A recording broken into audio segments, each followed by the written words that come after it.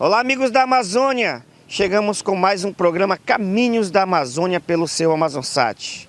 No programa de hoje você vai ver que produtores de Presidente Figueiredo estão apostando no cultivo de citros. Veja também que um agricultor de Rio Preto da Eva está usando a compostagem de adubo orgânico para adubar seu pomar de laranja. E mais, uma entrevista especial com o secretário do IDAM, Daniel Borges, que vai falar das conquistas de 2022. A gente volta já.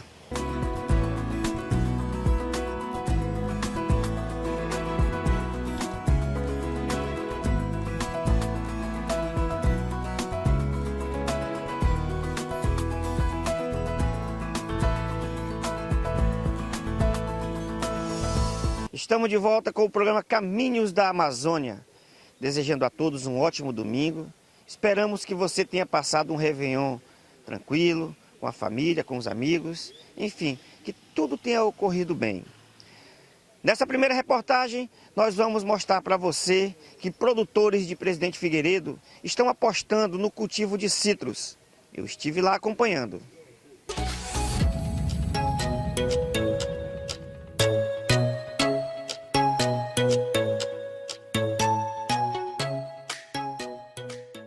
A citricultura é uma das atividades agrícolas de maior relevância no mundo, destacando-se entre as espécies frutíferas como a mais importante, tendo superado as culturas da banana, uva e maçã.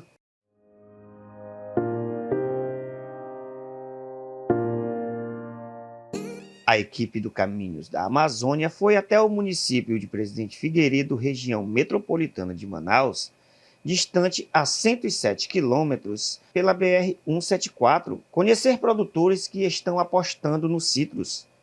No município, existem poucos agricultores que, com poucas experiências no ramo, insistem na cultura. Oséias Martins mora no ramal do Paulista, localizado no quilômetro 179 da BR-174. Para chegar em sua propriedade, viajamos cerca de 2 horas até sua residência. É ele mesmo quem nos recebe e nos leva até o pomar de laranja.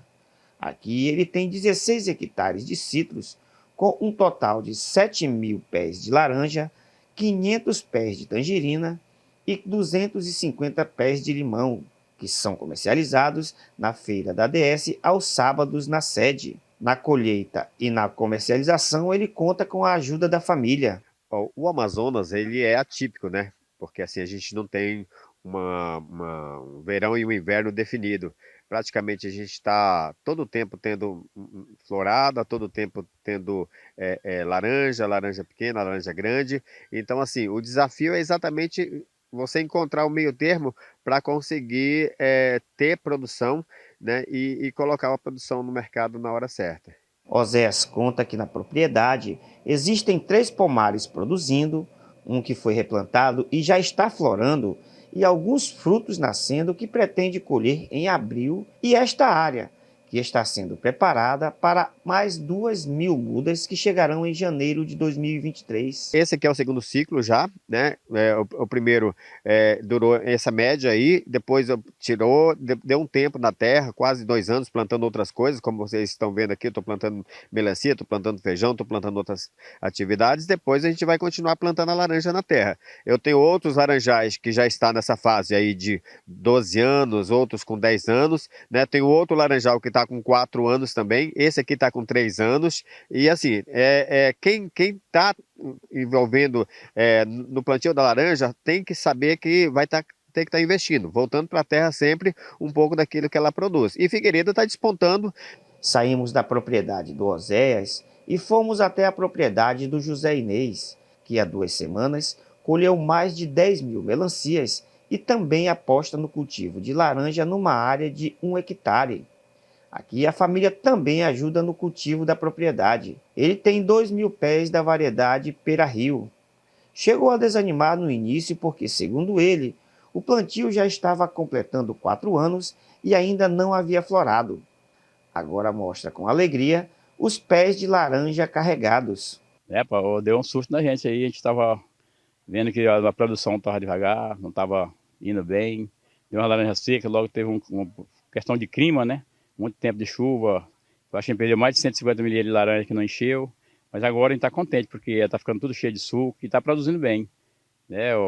Partindo para 5 anos a idade do fruto, né? Aqui do cítaro. Então a gente está contente agora, está feliz. Como todo início de negócio, o investidor tem que estudar a área e o produto para que não tenha prejuízos no futuro. Foi isso que Vanderlei de Barros Moura fez quando resolveu plantar citros. Na propriedade tem quase 4.000 pés de laranja. Começou em 2013, chegou a colher, mas nos últimos anos os pés estão morrendo sem a média de vida produtiva, que seriam de 14 anos. Ele já procurou ajuda, mas até o momento desconhece a causa da morte do pomar. Segundo o Vanderlei, pesquisadores da Universidade Federal do Amazonas estiveram na propriedade. Fizeram a coleta de materiais para tentar descobrir a causa da morte das plantas. Rapaz, ela começou a morrer já nos 5, 6 anos de plantado, já começou a morrer. Aí tem pé de laranja que a gente, numa semana ele tá verde, na outra semana ele tava caindo as folhas, a fruta e morre. Aí o pessoal do FAM foi lá, levaram para fazer análise, estou esperando o resultado do análise dele, não sabia qual é a deficiência que está dando lá no meu laranjal. A equipe do Caminhos da Amazônia foi até a Universidade Federal do Amazonas, em Manaus, conversar com o especialista em citros José Ferreira da Silva. Ele explicou que a possível causa da morte poderia ser nas mudas, que se o enxerto não for bem produzido, chegaria uma época que aconteceria o que está acontecendo no plantio de Vanderlei. Comum não, mas o problema é o material que ele pegou. Porque quando você faz um pomar, você tem a parte do porta-enxerto e a parte da copa. Então, quando você usa um porta-enxerto tipo do limão-cravo, pode ocorrer todo esse problema aí, que é a morte súbita. A princípio, não seria uma doença, mas seria bom ele chamar o agrônomo lá do IDAM lá para fazer um cheque lá, né? Um cheque na lavoura.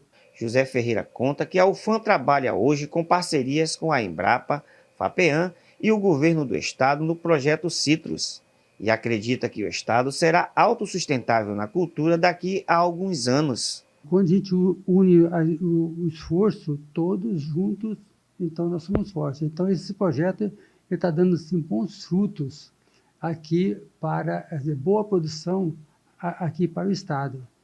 Para você ter uma ideia, nós temos hoje a área lá no Rio Preto da Eva que está produzindo 50, 45 toneladas de laranja por hectare. Antes, depois aí, a produtividade média era 14. Então, se os produtores adotarem essas mudas que estão sendo produzidas, né, com esse novo projeto, que é um projeto que está envolvendo grandes especialistas, né, da Embrapa e da UFAM, então, com apoio também, né, dos órgãos, então isso aí dá para mudar a citricultura aqui no estado do Amazonas. Enquanto alguns municípios do Amazonas estão aderindo ao plantio de citros, Rio Preto da Eva, distante a 78 quilômetros de Manaus, é considerado o maior produtor de laranja do estado.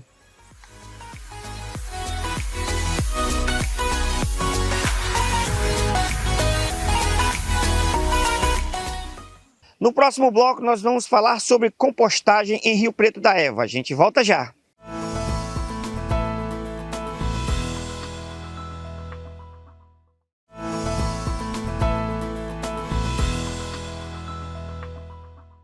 Estamos de volta com o programa Caminhos da Amazônia. Olha só, pessoal, neste segundo bloco, nós viemos até o município de Rio Preto da Eva conhecer uma propriedade onde o produtor está usando adubo orgânico produzido em sua própria propriedade para adubar o seu pomar de laranja. Eu estive acompanhando.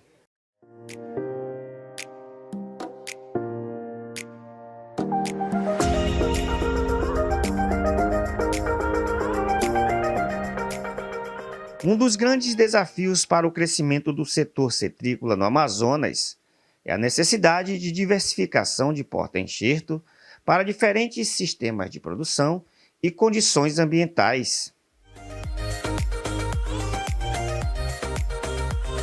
Em Rio Preto da Eva, região metropolitana de Manaus, distante 78 quilômetros da capital, muitos produtores deixaram de cuidar dos pomares, fazendo com que muitas plantas ficassem desnutridas e até mesmo levando à morte, diminuindo a produção. Nos últimos 2 anos, nós vivemos no estado do Amazonas um inverno intenso, praticamente não houve verão. E isso fez com que o pegamento das flores fosse bem baixo, ocasionando uma baixa produtividade. Somou-se a isso o excesso de insumos, que fez com que o produtor não tivesse o capital necessário para fazer a adubação dos seus pomares, e também a própria pandemia, né? Então hoje nós vemos de um período em que os produtores não puderam dar o atendimento, o tratamento necessário aos seus pomares, e que hoje estão num processo que necessitam de recuperação. A equipe do Caminhos da Amazônia voltou à propriedade do Nilson Ferreira Nunes, que fica no ramal do Baixo Rio, quilômetro 12. Ele tem 8 hectares de citro, entre laranja, que é o carro-forte, e a tangerina, um total de 6.000 pés. Boa parte já está produzindo, outra ainda em fase de crescimento. Nilson conta que resolveu inovar na adubação do pomar e, a partir de janeiro, já vai começar a alimentar as plantas com compostagem orgânica. Eu mandei para o laboratório em São Paulo. O resultado disso, eu mandei para o meu técnico. Aí o meu técnico avaliou: olha, Nunes, é o seguinte,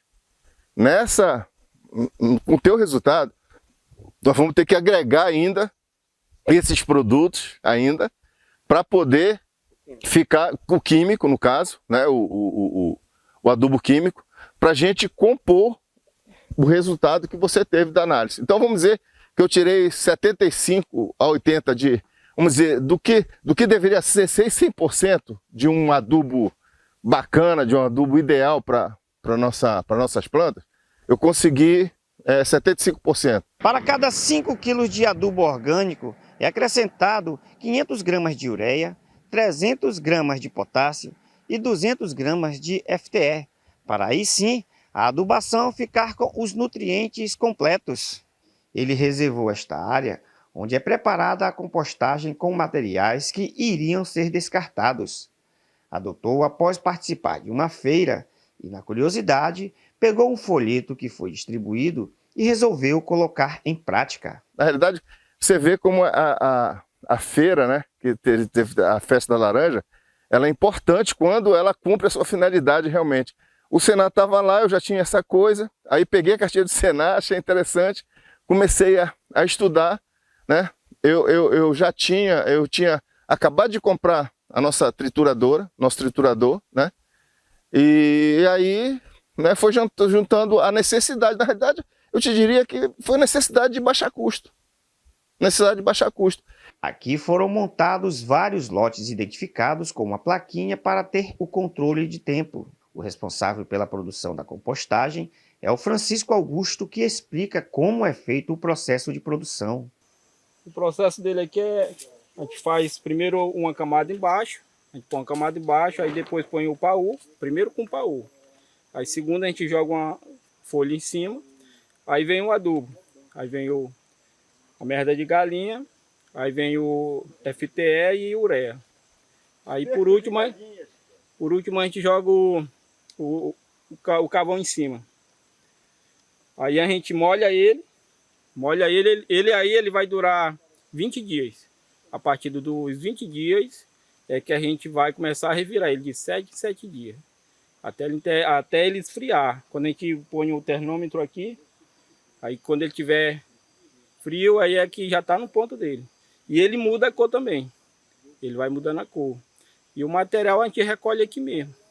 Ao redor da onde que a gente vai juntar o lixo lá, a gente joga para cá e a gente vai aproveitando, vamos triturando.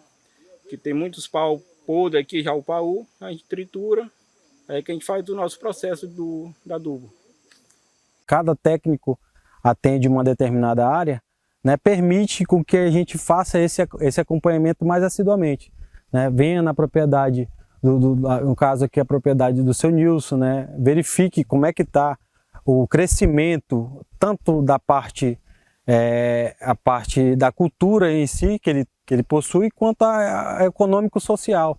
A compostagem, conhecida como o processo de reciclagem do lixo orgânico, transforma a matéria orgânica descartada no lixo em adubo natural, que pode ser usado na agricultura, em jardins e plantas, substituindo o uso de produtos químicos.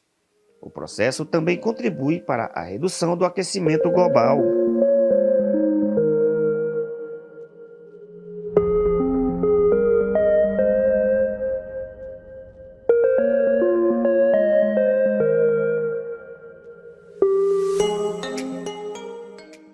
No próximo bloco, nós vamos conversar com o diretor-presidente do Instituto de Desenvolvimento Agropecuário Florestal do Estado do Amazonas, Daniel Borges.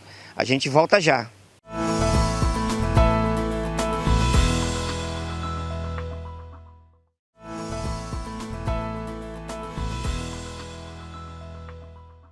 Neste terceiro bloco, nós vamos conversar com o diretor-presidente do Instituto de Desenvolvimento Agropecuário e Florestal Sustentável do Amazonas, que vai falar sobre as conquistas do ano de 2022 no setor primário e os desafios que vêm para o ano de 2023. A reportagem é de Pamela Menezes e Marfran Vieira.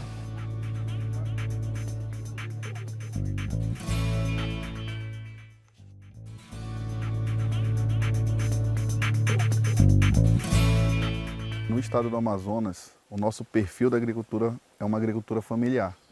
Então a gente sabe que tem produtores com questões de nível de escolaridade também, que vai ter uma certa dificuldade de utilizar uma tecnologia.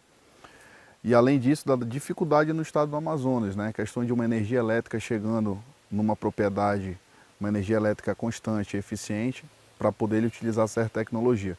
Falando nisso, no caso da piscicultura especificamente, nós temos aí a utilização de aeradores, que depende de uma energia elétrica para poder funcionar aquele sistema. Então, se de repente a propriedade dele não possui essa energia elétrica constante, vai fazer com que ele não consiga adotar essa tecnologia também. Então, isso aí reflete também diretamente na utilização dessa tecnologia ou não. Mas, no geral, hoje a gente, como assistência técnica, realmente é o nosso papel transferir essa tecnologia dos sistemas produtivos para os produtores, e vários produtores já estão utilizando tecnologia assim, tanto na produção aí de hortaliças, produção da piscicultura, utilizando tecnologia sendo repassada do IDAM para esses produtores.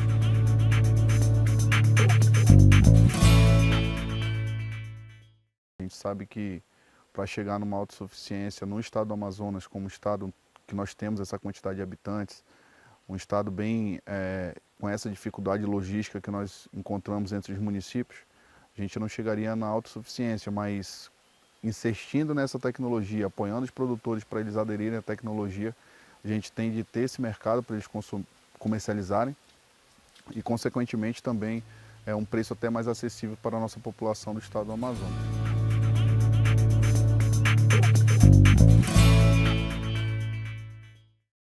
Dessas três atividades, o abacaxi, que é destaque, nós temos essa produção que consegue abastecer esse mercado local e também chegar a comercializar até em outros estados. Essa região ali do município de Itacoatiara, de Novo Remanso, Engenho, que são altos produtores, são localidades realmente que têm essa produção. Quando a gente pensa aí na questão dos ovos, especificamente dos ovos falando, nós temos entrada de produtos ainda da região do Mato Grosso, temos granjas também aqui de Roraima que ainda está colocando esse produto aqui no nosso mercado. E aí quando a gente compara a entrada de produtos do Mato Grosso, daquela região do Centro-Oeste ali como um todo, a gente sabe que é onde estão os grãos. Então tem um preço de produção, um custo de produção diferenciado, fazendo com que eles ainda consigam colocar esse produto aqui na nossa região. Já na questão da laranja, nós temos aí alguns municípios de destaques, tem o município de Presidente Figueiredo, o município de Rio Preto da Eva, que vem trabalhando fortemente com a citros aí, com citros, laranja, tangerina e limão. No entanto, a gente tem um período diferenciado de produção comparado com o Sudeste. Então acaba entrando também produtos do Sudeste, quando a gente está naquele período da entre-safra, fazendo com que chegue esse produto aqui no nosso estado. Mas é um dos projetos prioritários do IDAM, a parte dos citros, e aí a gente está incentivando outros municípios também, através de doação de mudas de citros, para que esses produtores possam entrar também nessa atividade.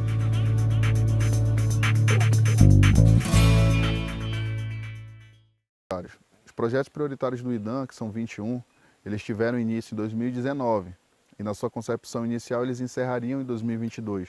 No entanto, nós reunimos agora em dezembro justamente para fazer essa prorrogação por mais 4 anos. E aí nessa reunião de alinhamento, nós verificamos quais municípios realmente tinham necessidade de estar com aquela cultura, com aquela atividade, qual município poderia estar entrando, onde nós temos técnico específico para dar um atendimento naquele projeto prioritário. Então foi feita toda uma análise de como estava funcionando, com a apresentação de resultados, agora final de 2022. Isso para poder a gente chegar e avançar 2023, 2024, 2025 e 2026. Então pensando na prorrogação por mais 4 anos. E nessa prorrogação nós fizemos uma divisão que não existia. Nós dividimos projetos prioritários e projetos especiais. Então vão ficar 17 projetos prioritários e 4 projetos especiais. A ideia da criação do projetos especiais é justamente se vier nesses próximos 4 anos alguma outra atividade que está sendo destaque, que tem vários produtores que estão querendo aquela atividade, a gente tem como estar colocando como projeto em especial e fazer um novo plano de trabalho para aquela determinada atividade.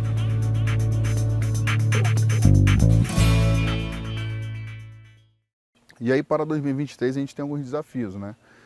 Fazer com que a gente consiga estar mais perto dos produtores, então por determinação do governador Wilson Lima, a gente vem ampliando a quantidade de unidades locais nossas. Estaremos agora, início de 2023, inaugurando mais um posto de atendimento avançado, que é em Lindóia, ali na região de Itacoatiara, justamente para o IDAM ficar mais próximo ainda mais do produtor rural. E além disso, a gente também espera que em 2023 a gente possa estar movimentando novamente a parte de crédito junto à FEAM, onde em 2022 nós fechamos com mais de 1.950 operações de crédito, totalizando aí um volume de 37 milhões de reais. Todos esses projetos do setor primário, elaborados por técnicos nossos do IDAM. Então, através do empenho desses nossos técnicos, de toda a dedicação desses técnicos que estão no interior do estado, nós chegamos nesse número em 2022. Então, são alguns desafios que nós temos para 2023 e a gente espera, com o apoio de todos os nossos técnicos, todo o empenho e dedicação que eles fazem, que estão no dia a dia ali ao campo, para a gente conseguir avançar ainda mais no setor primário do estado do Amazonas. Chegamos no final de mais um programa Caminhos da Amazônia pelo seu Amazonsat e também por nossas redes sociais. Lembrando que se você perdeu alguma de nossas reportagens, você vai lá no YouTube e procura Caminhos da Amazônia, que você vai rever todas as do programa de hoje e também de programas anteriores. Minha gente querida, nosso cenário natural foi aqui no Cristo Redentor, no município de Rio Preto da Eva. Desejando a todos um ótimo 2023, que você aí de casa, que você internauta, realize todos os seus sonhos que não pôde ser realizado no ano de 2022. A gente se encontra no próximo programa. Tchau, tchau, pessoal!